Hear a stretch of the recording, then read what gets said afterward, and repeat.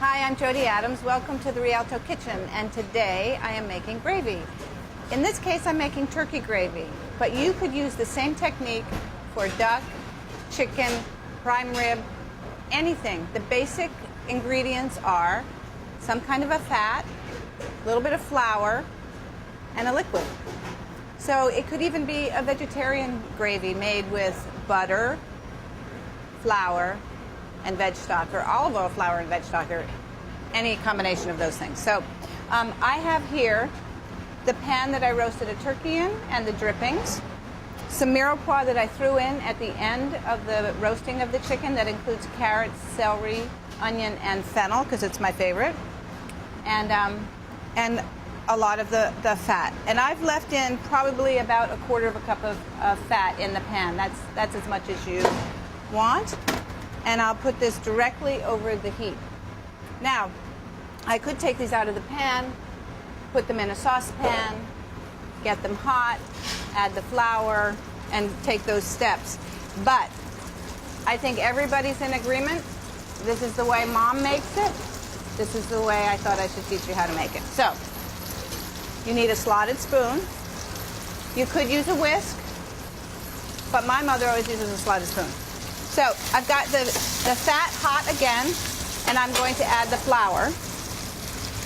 It's about equal parts flour and fat. In this case, 1/4 cup of each. And I'm also going to add here a couple of bay leaves. This is what bay leaves are for. You always wonder what they're for. They're in your cabinet. This is what they're for. And a little bit of fennel seed. You could also add some fresh herbs like thyme or sage, a little rosemary. You could add garlic.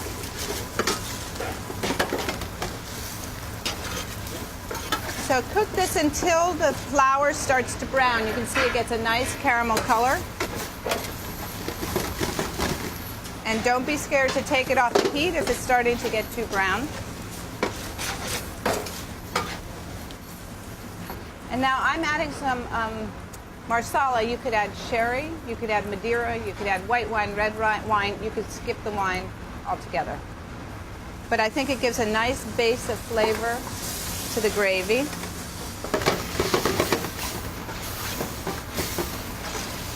So you can see that the vegetables are pretty dry again. The Marsala has reduced. And now I'm going to move to the stock. And I took the wingtips and the neck and the giblets from the turkey and roasted them and made a stock. So it was ready once the turkey came out of the oven.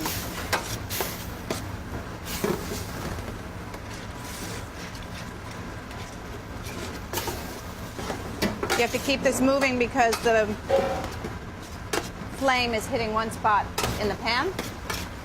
And you don't want that to get too dark. So that's nice and thick. I'll add another ladle.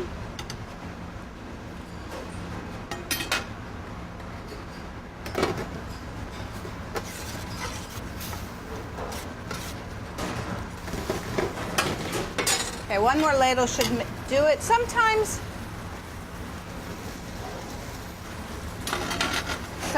you need a little more stock. But because a gravy shouldn't be too thick. It's a little salt and pepper.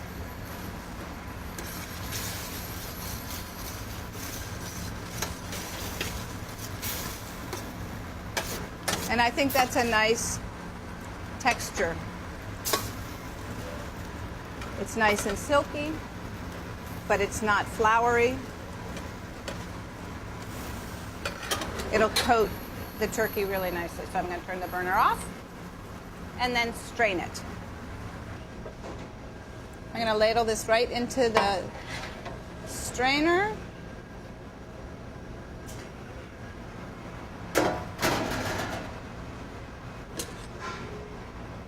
You see I have this nice, beautiful, smooth, silky, caramel-colored gravy.